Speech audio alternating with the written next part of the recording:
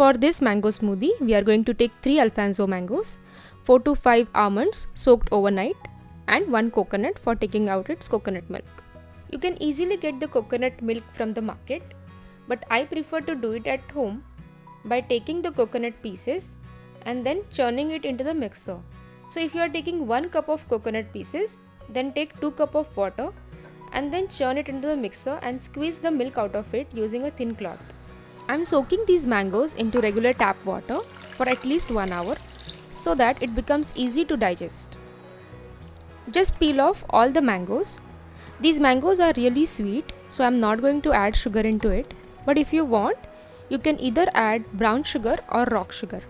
Cut these mangoes into small pieces and add it to the blender.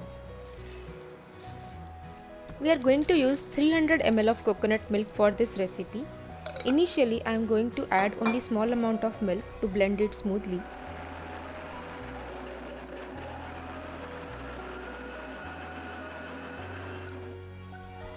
Now add the remaining coconut milk and blend it until it reaches your desired consistency.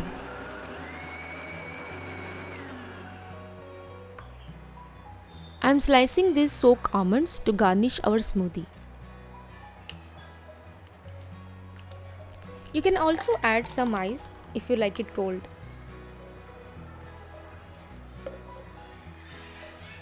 And now you are ready to enjoy your delicious and healthy homemade mango smoothie.